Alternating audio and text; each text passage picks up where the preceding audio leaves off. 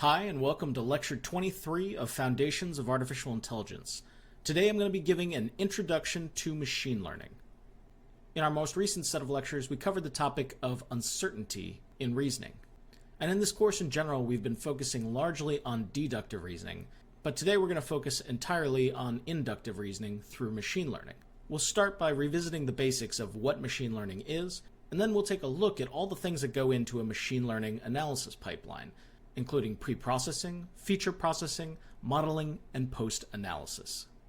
Before we dive in, let's cover some basic terminology so everyone's on the same page. A lot of these terms are used in many different ways in many different contexts. The first is an instance. This is an individual or an example in a data set. So this could be referring, for example, to a subject or patient in a drug trial. The term feature refers to one of the attributes describing an aspect of the instance, for example, height, weight, age, etc. The term outcome refers to the endpoint value of an instance. So in supervised learning, you can also think of this as the dependent variable or the target that's being predicted. In supervised learning, the outcome is also referred to as the label. If our outcome is binary or discrete, we're usually trying to conduct some sort of classification, so the outcome can also just be referred to as the class. However, for regression, this outcome would be referring to some real valued number, such as a person's height. Lastly, we have the term model, which is simply a representation or simulation of reality. Models are typically a simplification based on a number of assumptions. Today we'll be thinking mostly of models as being predictive models, where we're trying to take some input features and determine if they are associated with some outcome value, and thus can make predictions on that outcome value. So what is machine learning? This is probably my favorite definition of machine learning, coming from Samuel Arthur in 1959, who also developed the first machine learning system to play checkers. This definition states that machine learning is a subset of artificial intelligence in the field of computer science that often uses statistical techniques to give computers the ability to learn, in other words, to progressively improve performance on a specific task, with data without being explicitly programmed. This idea of not being explicitly programmed, but instead learning from data, is a hallmark of what makes machine learning different than the rest of artificial intelligence. The term machine learning is also a very general term, and it refers to many different algorithms and methods. Machine learning sets out to learn different patterns in data, to find models or effective generalizations in order to make predictions, decisions, and to discover knowledge. This set of steps illustrates the most common way to think of machine learning modeling, where we start with some raw data, we apply some machine learning algorithm, and use that algorithm to generate some sort of machine learning model. And in turn, that model can be applied to make predictions on new or unseen instances in the future. Before going further, let's make an important clarification. Again, machine learning is about finding patterns or associations that can be used to make predictions. Machine learning is mostly not designed to demonstrate causality. At best, associations that are found by machine learning are candidates for causality. Next, let's quickly take a look at the difference between statistics and machine learning. First off, it's worth noting that there are many overlapping concepts and ongoing integration of these two fields of study. However, there are traditional philosophical differences between them. When it comes to statistics, it's all about drawing valid conclusions based on analyzing existing data. Here, precision and uncertainty are measures of model goodness, where uncertainty is the interval around the measurement in which repeated measurements will fall. Also, statistics tends to focus on fewer variables at once. Machine learning, on the other hand, focuses on making predictions or seeking patterns, in other words, generalizations. Here, prediction accuracy is primarily used to measure model goodness. And one of the main hallmarks of machine learning is it's often applied to consider a large number of variables at once. Recall that earlier in this course we had distinguished three main types of machine learning. Recall that supervised learning is all about classification and regression, where we have labeled data during the learning process. Unsupervised learning has no labeled data, and so it's mostly focusing on data exploration and looking for patterns between variables in a data set. This can include things like clustering or dimensionality reduction. Lastly, there's reinforcement learning, which focuses on multi-step problems. Here we have to make a series of decisions, but don't necessarily know that earlier decisions will lead us to a satisfactory goal until a series of steps have been made. Therefore, we only get feedback or acknowledgement that good choices are being made until later in the learning process. This kind of learning is typically considered the hardest to conduct. So we already know that we can break down machine learning based on whether it's supervised, unsupervised, or reinforcement learning. However, we can also subgroup machine learning strategies based on how the data is presented to the learner. One of the most common forms is batch learning. Here we have a finite training data set that's passed to the learner all at once. Evaluations of the model are conducted over all or many of that set of training instances. Differently, you could conduct online or incremental learning. Here, training instances are made available only one at a time. Lastly, in some cases, we could also differentiate machine learning methods based on the types of data they're best suited to tackling. For example, some methods are only or best suited to handling discrete endpoints for things like classification or clustering. Differently, some methods are better or only suited to continuous valued variables or endpoints, as you'd have in the case of regression or dimensionality reduction. Also recall that there are many families of machine learning algorithm methods, and some of these are illustrated here with these different cartoons. And of course recall that this is not by any means an exhaustive list of all the families out there, just some of the best known or most popular. So where do you start in selecting a machine learning method? Well, if there's a strong or simple relationship among variables, most methods will find it. So it's okay to generally start with simpler methods if you know nothing about the problem. And whenever possible, it's good to limit the search space using any knowledge or assumptions you're willing to make about the problem. So for example, if we want to know if there are any linear patterns in some data set, it's perfectly fine to just use linear regression. However, it's important to note that if you make incorrect assumptions, this can limit or totally invalidate what you've found or the conclusions you've made. One of the simplest examples of this is looking at data with nonlinear class boundaries. So here we're conducting classification, trying to classify these triangles from these circles. An ideal model would put a classification boundary somewhere around this green circle. But a linear classification algorithm, such as support vector machine or linear regression, would be forced to place a boundary that's linear, and in doing so wouldn't perform as well had it not made this linear assumption.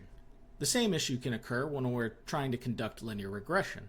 Here, the ideal trend line is represented by this green line. However, if we're using linear regression, we could only draw this linear trend as indicated by the orange dotted line.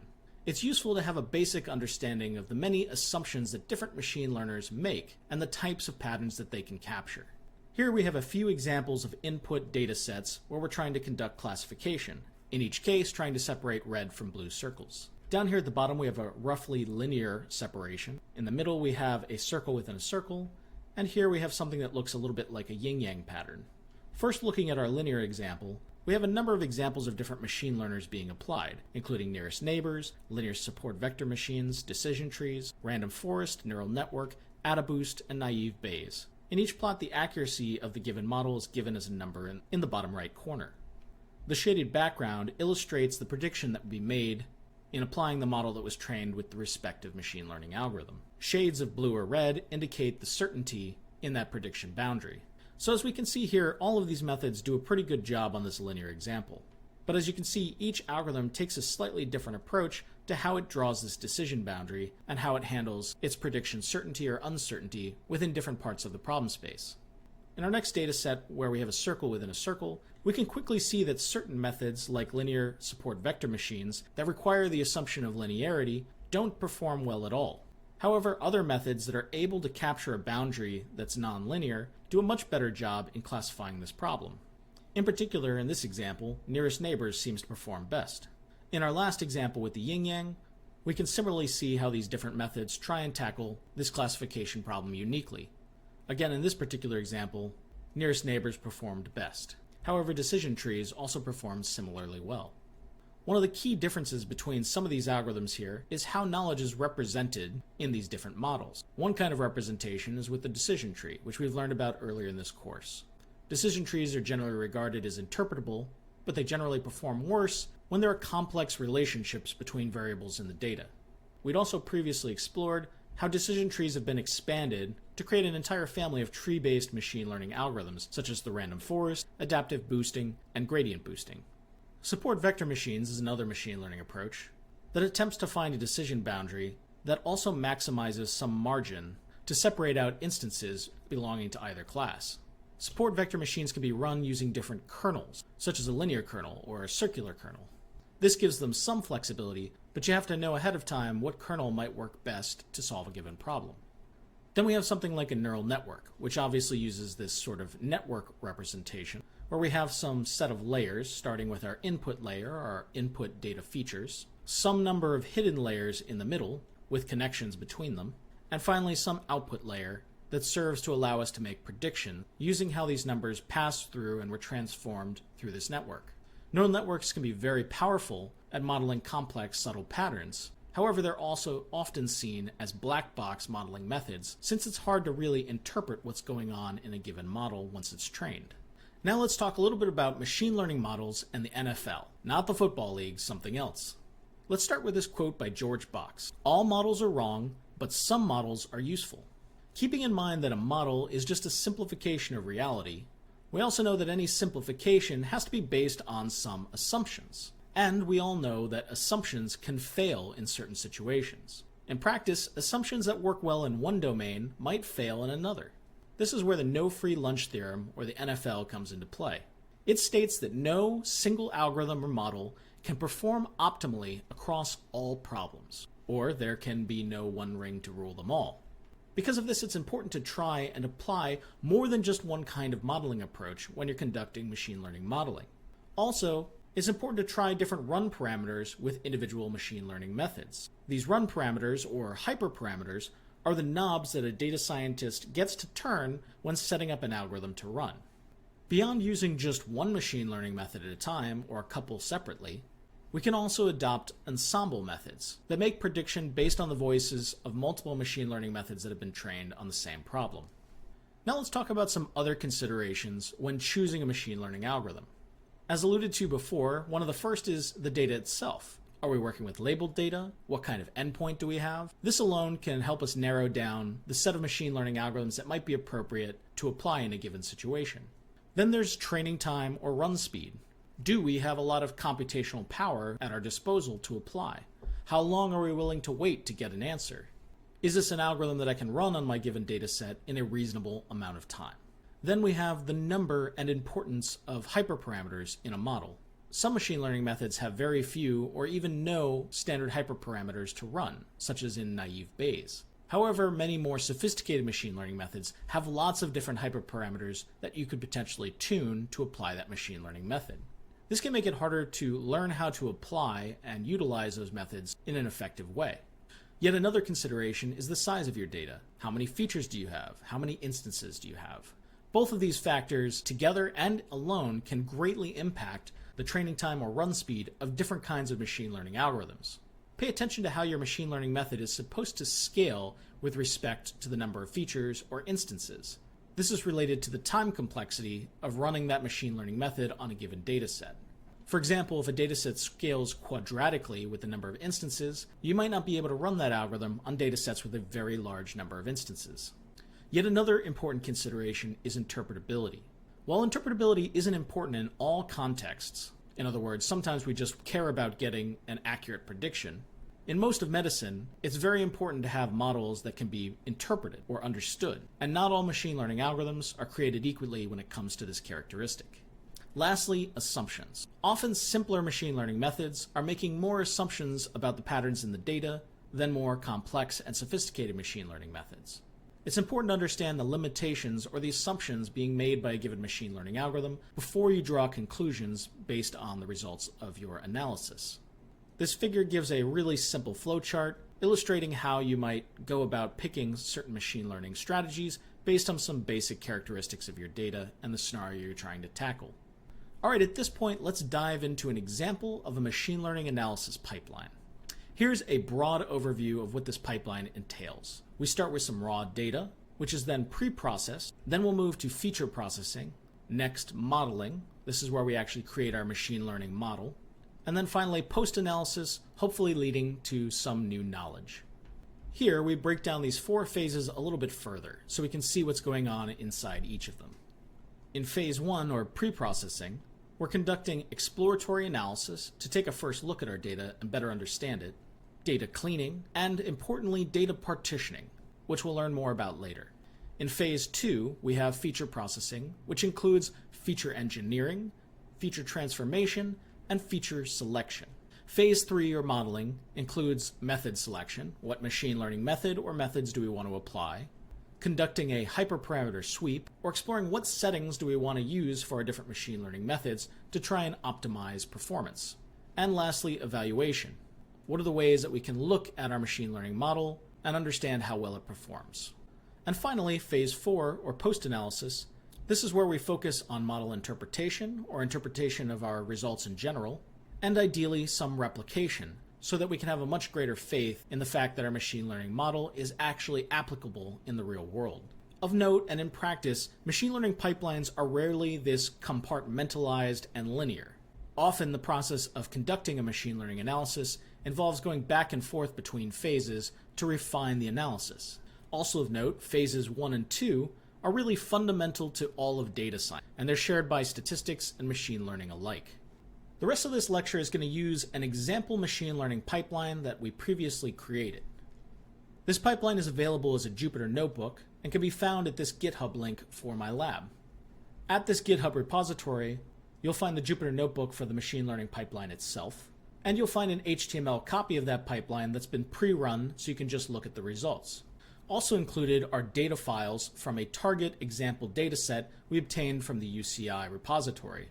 The data and description of variables are included here in this Jupyter notebook. Also included are some results from running this pipeline, including some exploratory plots that are generated. As an alternative to using Jupyter Notebook, you can also view this machine learning pipeline using Google Colab. This would be handy if you want to teach or share this machine learning pipeline to somebody who's not familiar with Jupyter Notebooks or Python programming. You can click this link to view this machine learning pipeline using Google Colab.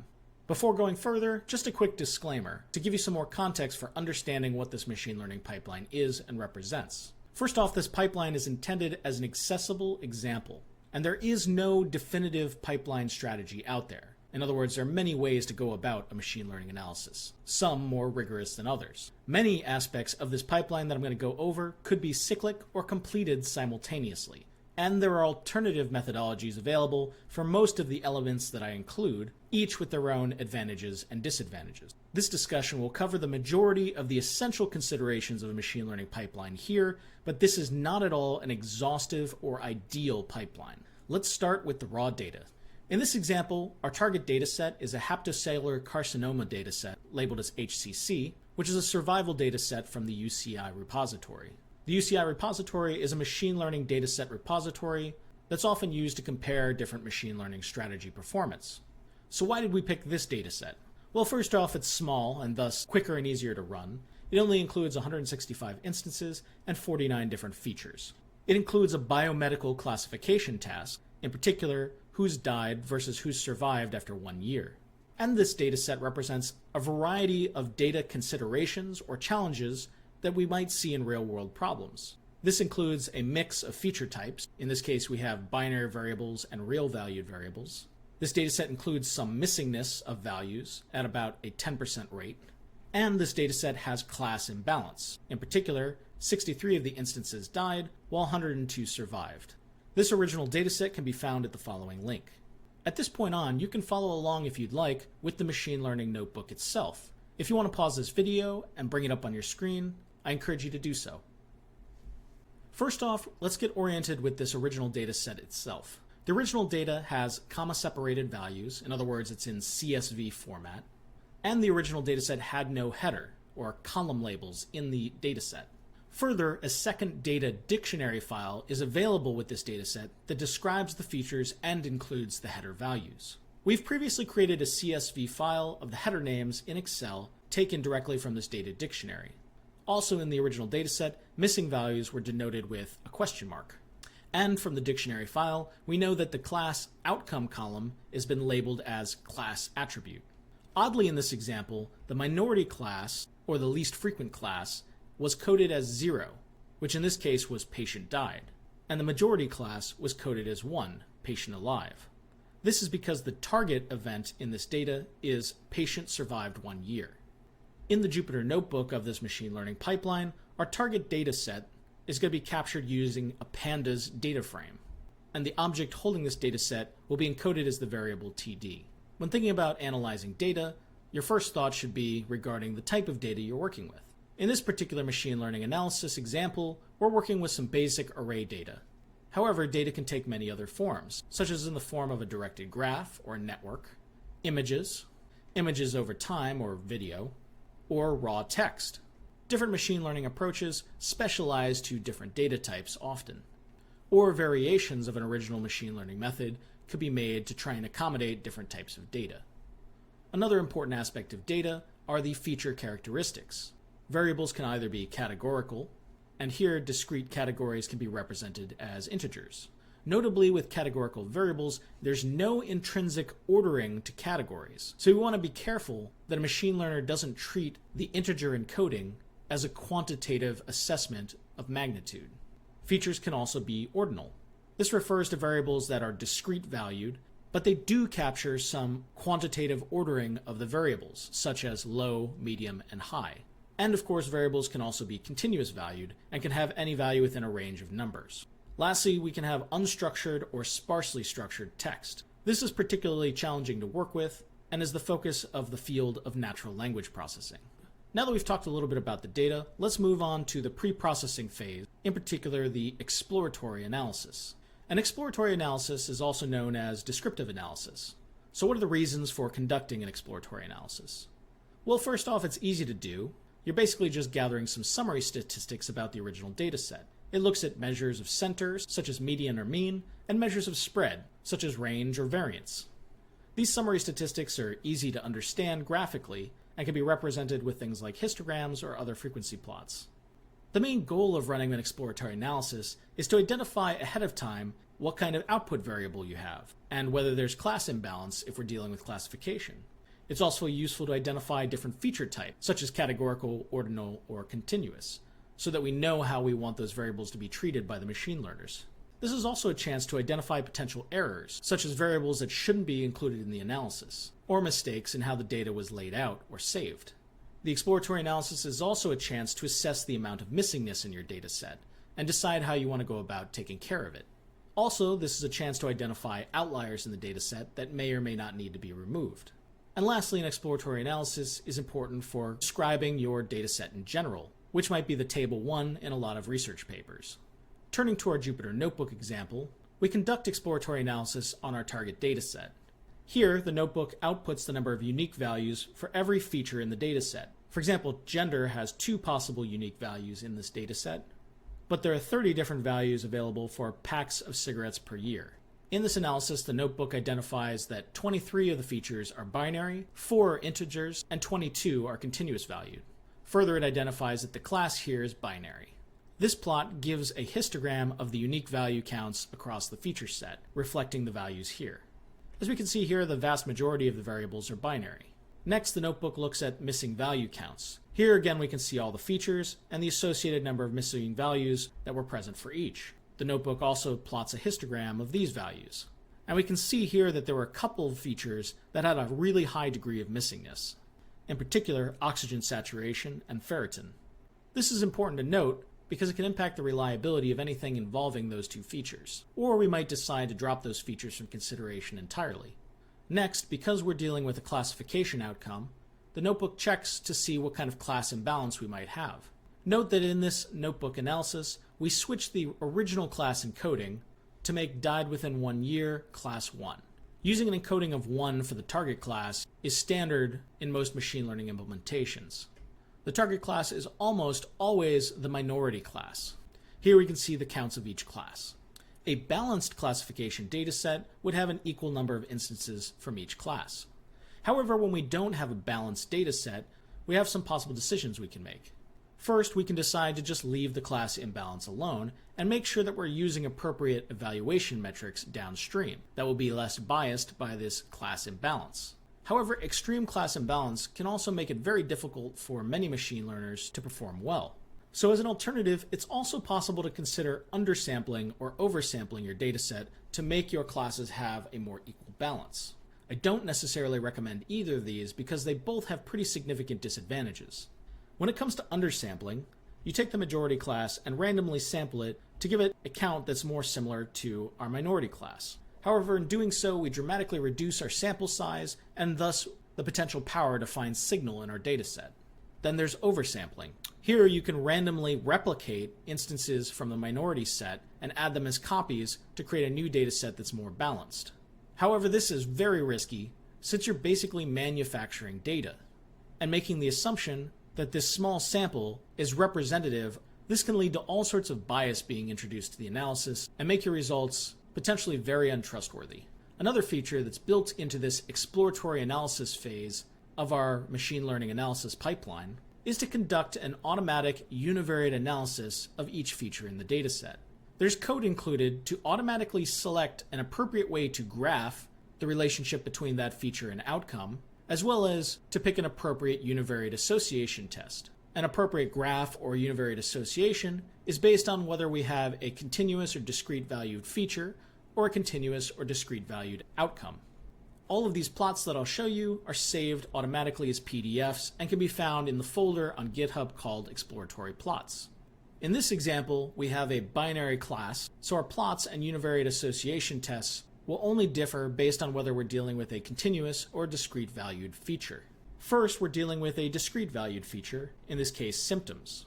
Our outcome or class attribute is given by these blue or orange bars, and we can see that a chi-square analysis is conducted looking at the relationship between symptoms and our class outcome. For quantitative or real valued features, we create box plots automatically, where here class is indicated on the x-axis, and the value of the feature is here on the y, in this case alkaline phosphatase. Here the univariate statistical test that's chosen is the non-parametric Mann-Whitney test. For both we obtain a p-value, assessing the significance of the association between the given feature and the target outcome. Here the pipeline reports all features that yielded a significant p-value, describing the association between the given feature and outcome. The next part of the pre-processing phase is data cleaning. When conducting supervised learning, the first thing to check is whether we have any rows or instances that have a missing outcome value. These can be dropped immediately because they're not useful at all in the learning process. Next, we can look to see if we need to remove any columns.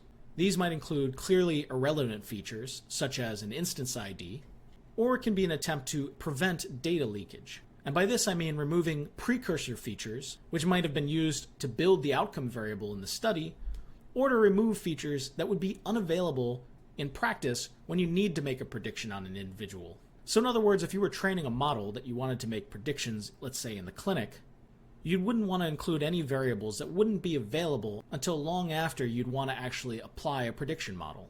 In this particular example on our target dataset, no rows or columns have been removed. Next, let's talk about how we're going to handle missingness. This example machine learning pipeline is built on the scikit-learn machine learning package in Python, and scikit-learn does not allow for missing values in order to run the different machine learners. As a result, we need to deal with them first. Here we're going to use imputation to try and make a best guess as to the values of these missing values. For any continuous features, we'll apply median imputation. In other words, we look at the median value for that feature across all instances and insert that average value wherever we see a missing value. For discrete features, we'll use mode imputation. Here we look for the most common value across all instances and insert that value for any missing value. Notably, these are super simplistic and not necessarily the best ways to conduct imputation. In general, my own personal bias is to avoid imputation whenever possible, because at the end of the day, it's taking an educated guess at best and manufacturing biased data at its worst. So alternatively, you could also remove any rows or columns that include missingness if you don't have a lot of it, and you're willing to miss out on the potential information in those instances or features, or you can look for machine learning methods or implementations that allow for missingness to exist in the data without requiring imputation. At this point in the notebook, we recheck the uniqueness and missingness of the different variables in our dataset. As we can see here, after imputation, the missingness of all of our features is 0. At this point, you could also check for outliers. This could be conducted using your own subjective logic about what reasonable value ranges should be for a given variable, or by using box plots to identify potential outliers. So for example, in our target dataset for age, we might want to take a look and make sure that none of the values are unreasonable, like 300 for age. Here we can look for and consider strategies to deal with outliers, where we try and distinguish valid outliers from invalid outliers. At the end of the day, you have to consider your problem and your goal to decide whether to leave the outliers alone, remove them, or apply some transformation function such that you no longer have statistical outliers. The last phase of preprocessing we'll cover is data partitioning. Because overfitting is such a significant problem in machine learning, it's important that we always leave out some data to evaluate our models on. Typically, we take our original dataset and partition it into a training, a testing, and sometimes validation dataset. We use the training set to train the model. A validation set is used to evaluate model generalization during hyperparameter optimization. And lastly, the testing set is a holdout dataset that we never look at during the entire model training process so that we can conduct an unbiased evaluation of the final model's fit or generalization capability. It is important to take steps to ensure that you have representative partitions when you're creating these partitions.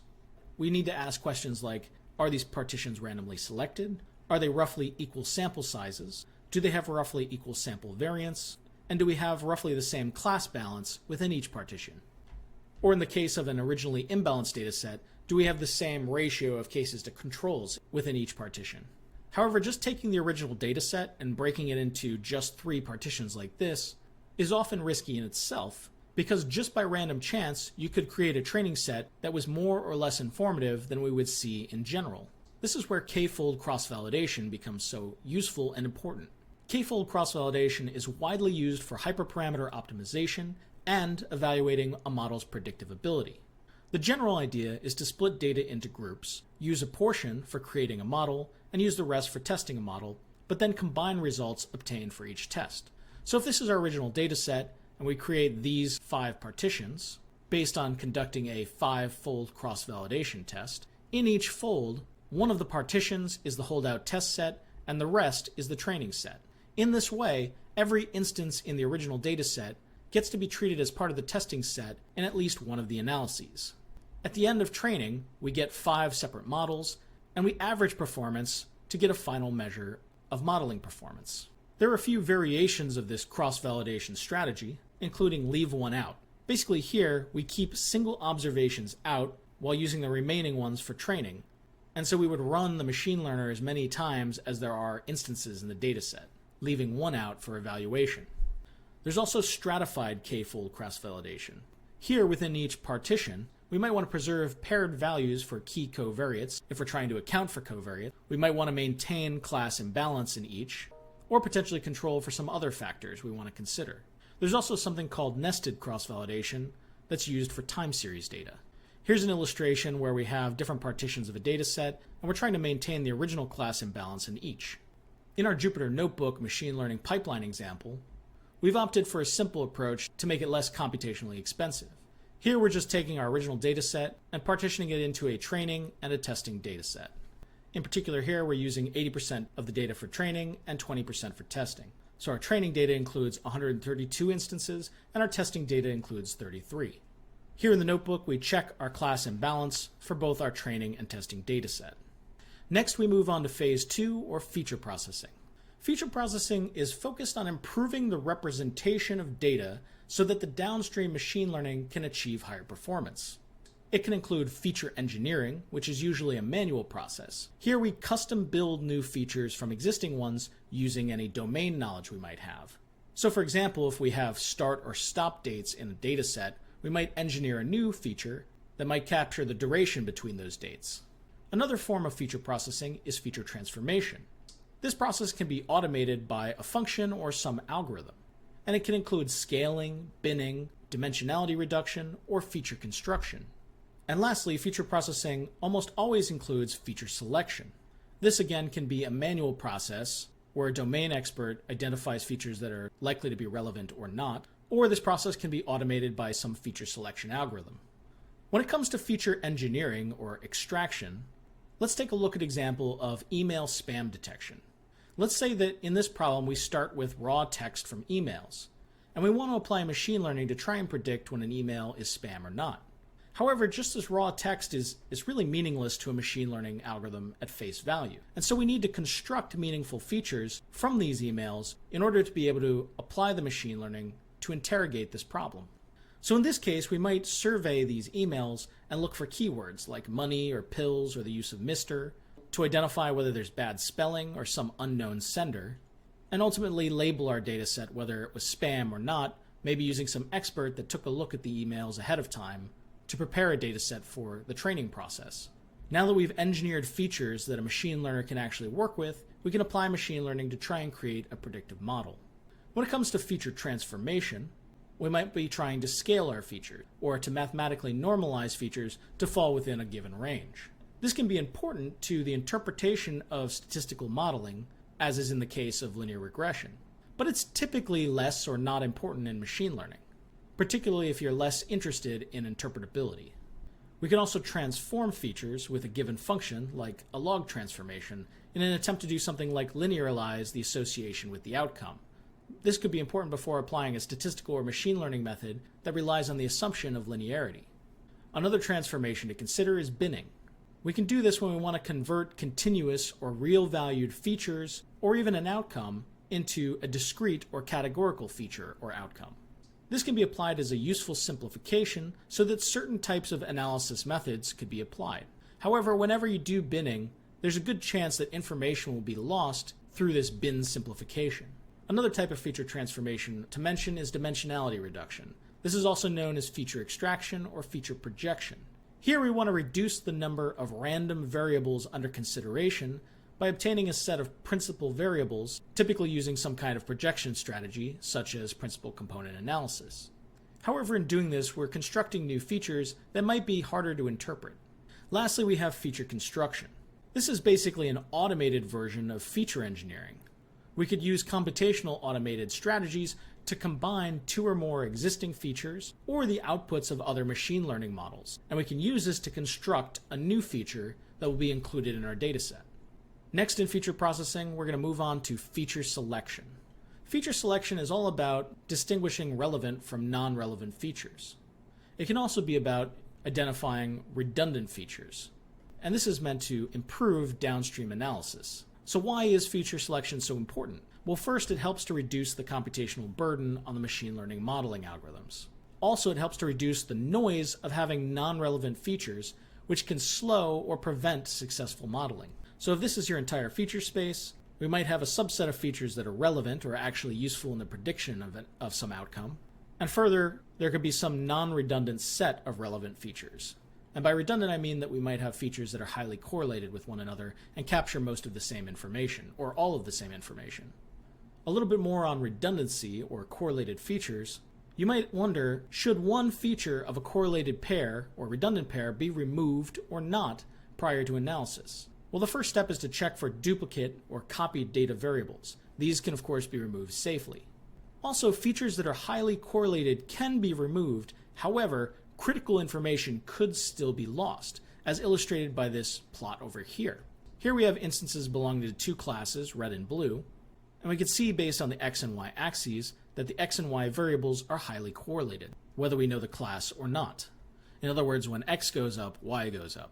However, if we removed one of these variables, we would no longer be able to separate out one class from the other, because critical information would have been lost describing an interaction between these variables. However, when you have perfectly correlated features, you can also safely remove them. When it comes to feature selection methods, there are different families of approaches. The first are filter-based methods, and these generate proxy measures of feature importance to rank them. These algorithms tend to be fast and are independent of a specific downstream modeling method. These can include things like univariate tests of association. Then there are wrapper methods, illustrated here. These basically get feedback from the modeling approach itself, but they're computationally very expensive and not very scalable. They ultimately provide the best performing feature set for a particular type of model, and these include methods like recursive feature elimination or genetic algorithms. Lastly, there are embedded methods, illustrated down here. These are methods that integrate feature selection with modeling. They're less expensive than wrappers and less prone to overfitting, but they are specific to the machine learning algorithm selected. Examples include L1 or lasso regularization and decision trees. Going back to filter-based feature selection, here are some basic methods that conduct univariate association analysis. However, these above methods are not effective in dealing with complex, multivariate feature interactions. In these cases, associations between multiple features and outcome is more than just the sum of their parts. One family of feature selection algorithms are called relief-based feature selection. This family of filter-based feature selection methods are sensitive to feature interactions without explicitly testing all feature combinations you might want to consider. This makes them a tractable approach to running feature selection quickly but still taking into account complex interactions in the data. This is important for not accidentally removing important features early on in the feature selection process that might be really important once we get to the modeling phase. The idea behind the relief algorithm is actually quite simple. It looks at pairs of individuals in the data set that are very similar to one another. Some of these pairs have different outcomes, and some of them have the same outcomes. When we have a similar pair of individuals with different outcomes, we look for any features that have a different value. In these cases, relief gives them an up score, suggesting that that feature is likely to be more informative at discriminating between a class outcome. It also looks at pairs of individuals with the same class, and whenever a difference is observed here, it's suggested that that feature might not be informative of a difference in outcome, so it's given a down score. In our machine learning notebook, we applied two feature selection approaches. The first is mutual information, which is a measure of mutual dependence between a single variable and outcome in this situation. We also apply relief F. This is one of the best known relief-based feature selection algorithms, and in running it, we set an important hyperparameter of relief K to 100. This is basically the number of neighbors it uses to do its scoring procedure. Notably, our lab has created a scikit-learn software package that makes a large family of these relief-based methods available and can be found at this GitHub link. Once we've scored the feature importance of all the variables in our dataset using both of these methods, we select the features that will be passed on to the modeling phase in the following way. Since we had a relatively small feature space to start with, we opted for a very liberal approach in terms of what to keep. So here we selected any features that yielded a positive or potentially informative value by either one of these methods. So ultimately, features were selected if they belong to the union of the informative set of both of these feature selection methods. Given in the notebook is a visualization of feature importance as estimated by mutual information, as well as by relief F. For mutual information, 30 features were selected as potentially informative, and in relief F, 37 features were selected as potentially informative. Now we move on to the real meat of the machine learning pipeline, and that's machine learning modeling itself, starting with model selection. For the purposes of our simple educational machine learning pipeline here, we've decided to apply just tree-based methods, in particular a decision tree and a random forest. However, in general, I definitely recommend you try more than just tree-based methods when you want to apply machine learning to real-world problems. Both machine learning algorithms were run using a scikit-learn implementation for each. And in this notebook, we use default run parameters for each machine learning method to get an initial baseline analysis on the dataset using both methods. Here, the notebook is using a basic accuracy metric to report both training and testing accuracies. At the end of the day, we always really want to focus almost entirely on our testing accuracy performance, since a good training accuracy could just mean that the machine learner is just memorizing information about instances in the data rather than coming up with useful generalizations. The difference between the training and testing accuracy can give you a sense of how much overfitting is going on. Now that we've picked a couple initial methods and given them a quick test run, now let's attempt to apply these methods in a more rigorous way by conducting a hyperparameter sweep to try and optimize the underlying run parameters of each algorithm. For running a decision tree, here's the command to actually train a decision tree in scikit-learn. In this scikit-learn implementation, there are a number of hyperparameters, but in this example we examine 4 in particular: the maximum tree depth, the minimum number of samples required to split an internal node, the minimum number of samples required to be in a leaf node, and criterion, which is the function to measure the quality of a split, or in other words, the homogeneity of a split. For random forest, this is the scikit-learn command to generate the model.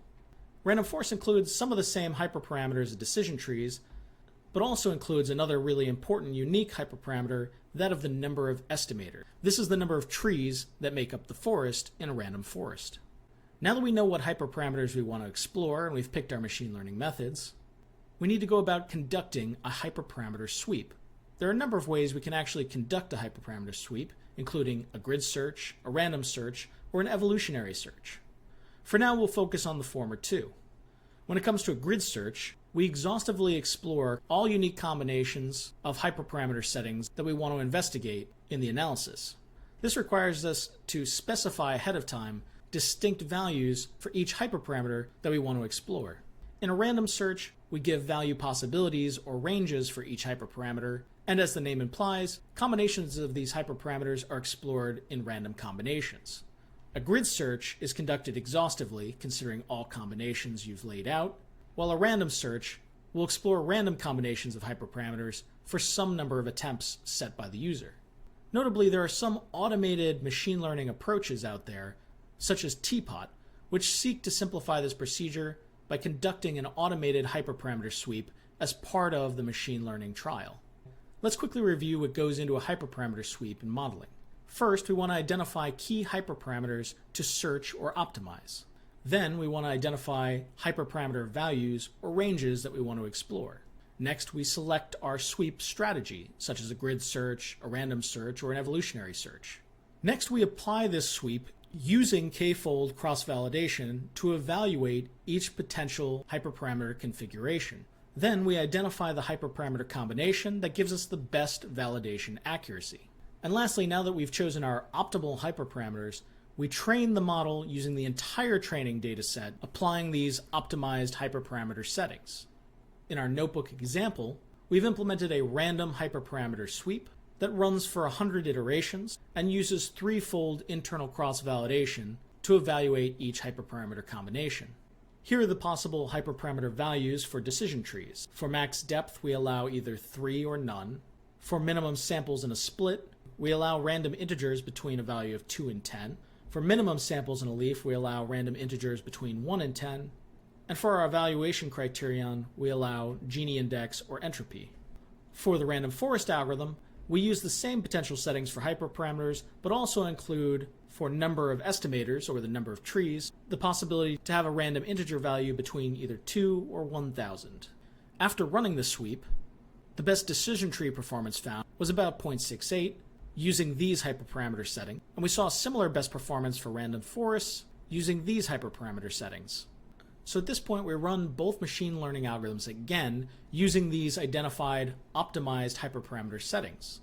And in doing so, we now get the following accuracies for decision tree and random forests. Notably, they're better than we got in our very first initial test run using the default hyperparameters. Next up in modeling, we're going to talk about evaluation. There are many different ways to evaluate machine learning performance, each giving its own perspective. When we're dealing with classification, one of the most basic ways to evaluate performance is using true positives, true negatives, false positives, and false negatives. Each of these examines a specific combination of what the actual class was for the data instance versus what the predicted class was from the machine learner. A true positive is an instance that was predicted positive and was actually positive. A true negative is an instance that was predicted negative and was actually negative. A false positive is something that was predicted positive but was actually negative. And a false negative is something that was predicted negative but was actually positive. A false positive is also known as a type 1 error, or saying an event was true when it's not. A false negative is also known as a type 2 error, or saying something is not true when it is. Lots of other classification metrics are built on these true or false positives and negatives. It's useful to take the time to understand these different metrics and what they focus on. Accuracy is the most standard go-to, but it's not always going to be the best way to look at and evaluate your results. There's also sensitivity, also known as recall or the true positive rate. There's specificity, also known as the true negative rate. Precision, also known as the positive predictive value. The false positive rate, which is something we generally want to minimize. The F1 score, which is focusing more on how well we're making predictions on the positive or target outcome. And balanced accuracy, which is calculated as the average of sensitivity and specificity. Notably, balanced accuracy is a much better metric when you don't have a balanced data set. In other words, where you have class imbalance. This metric equally weights the ability to predict both cases and controls and accounts for possible class imbalance. So my default is always to look at balanced accuracy as my standard metric of comparison. Going back to our notebook, we can see the results of different evaluation metrics for our decision tree model. Here we have our true and false positives and negatives, standard accuracy, sensitivity, specificity, precision, false positive rate, F1 score, and balanced accuracy. When conducting binary classification, we can also generate ROC curves and calculate the area under these curves, or AUC. ROC stands for Receiver Operating Characteristic. It generates a graphical plot that illustrates the diagnostic ability of a binary classifier system as its discrimination threshold is varied. The axes on the plots include the true positive rate, or sensitivity, and the false positive rate, or 1 minus the specificity. Any classification model has some threshold in the prediction that makes the decision whether something is a case or a control. The idea of an ROC curve is that we move that boundary to one extreme or the other and see how that model would have performed in all of those different situations. So again, the idea here is to examine the extreme of where this threshold goes. If we never want to make a false negative, then we always choose a positive classification. If we never want to make a false positive, we always choose a negative classification. Obviously, this isn't really useful in practice, but it illustrates how we're moving this decision boundary to generate an ROC curve. In this illustration, we have a decision boundary right in the middle, and we're trying to discriminate patients without and with cancer. And we can see how true negative and true positive rates would be different if we moved our decision boundary one way or the other. The area under the curve is a summary statistic for the ROC. A value of 0.5 means that the model has no predictive ability, and a value of 1 means that it has a perfect predictive ability. In an ROC plot, this blue line here represents the no skill line, where instead if we see a curve that goes all the way up to the 1 here and across, that means we have a perfect prediction model. Related to the ROC curve is a precision recall plot. This is an alternative to the ROC when you have a data set with a particularly large class imbalance. It's similar in spirit to the ROC, but in this case, our y-axis is precision and our x-axis is recall. And our no skill line, or baseline, is based on the proportion of cases and controls in our data set. We can also calculate the area under the curve for this precision recall plot in order to capture performance from that plot in a single value. Going back to our notebook, we've implemented both ROC and precision recall plots. Here we can see the ROC curve for our decision tree, which gives an area under the curve of 0.72, and we can see our precision recall plot, where our no skill line is based on an imbalance ratio of 1 to 1.61. Here, the area under our precision recall curve is 0.721. Thus far, we mostly talked about classification metrics, but of course there are some different regression metrics that you should be familiar with. In particular, these include the mean absolute error and the mean squared error. Basically, here we're evaluating our model, which is the line itself, based on how far instances in the dataset are from that model. Lastly, we reach the post-analysis, and we'll start with a quick discussion of interpretation. First, it's useful to realize that there are many avenues of interpretation, and that not all machine learning model strategies yield interpretable solutions. This can be due to what kind of representation the method uses, the size or complexity of the model itself, or whether an ensemble approach versus a single model was generated. At the end of the day, interpretability is a largely subjective quality, and there are many ways to think about modes of interpretation. For example, one would be to identify relevant features in the dataset and quantify their importance. Another is to try and characterize the relationship between features and their associations with the outcome. In other words, do we have additive multivariate relationships with outcome? Or are there feature interactions, or epistasis? Or are there heterogeneous associations related to outcome, where one or more features are relevant to different subgroups of instances in the dataset? Further, we could ask, can prediction decisions be described in human comprehensible terms? In other words, when we apply a prediction model, could we explain how that prediction was made? And lastly, can the model itself be described as a set of conditional rule expressions like people are used to thinking about?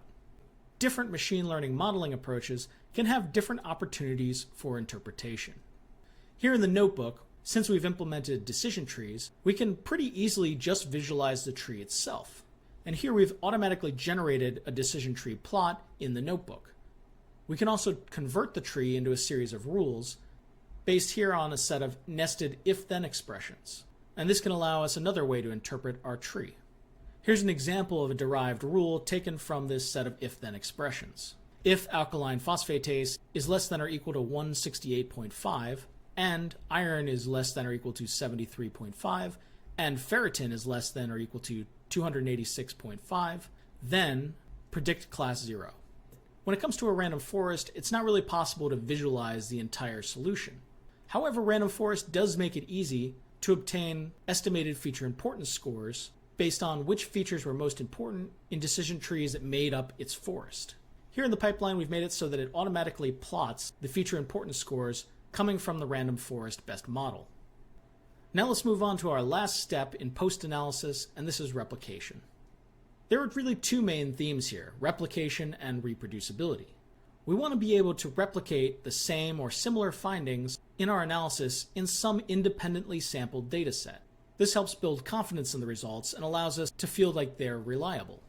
Also, when it comes to reproducibility, we want to make sure that the analysis we conducted can be replicated by others. So it's important to make sure that our analysis pipelines are encoded in a clear and well-documented fashion and made available on resources like GitHub.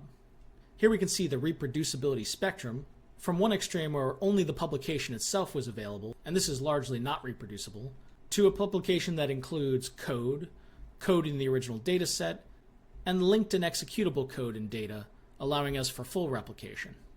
Lastly, knowledge. So what knowledge might be obtained from this entire process? Well, for one, we might have newly generated hypotheses, including what candidate risk factors or biomarkers or causal candidates should we be paying attention to in future analyses. We might also have characterized different patterns of association. In other words, maybe we now know that there are interactions between certain features or other kinds of heterogeneous associations in the data that might be useful for personalized medicine. And also we might have an optimally accurate prediction model. And we can compare this to other standard models in the field and consider its deployment to use in practice.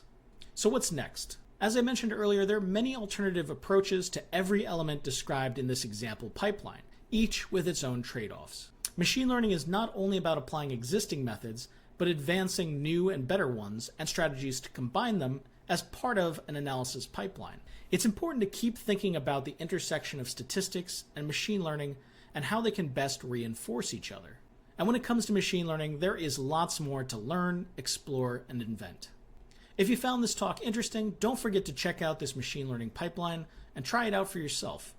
Before we go, I just want to make a quick note of some important common pitfalls in conducting a machine learning analysis. This set of topics could be an entire lecture in itself, but I just want to point them out to you briefly. I've separated these pitfalls based on the phase of the pipeline that they're most appropriate to.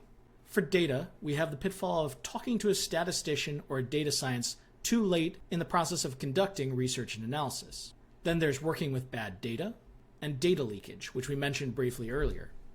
Under preprocessing, we have not understanding the target problem, ignoring exploratory analysis, not understanding the no free lunch theorem, improperly handling missing data, ignoring outliers, and improperly handling correlated features.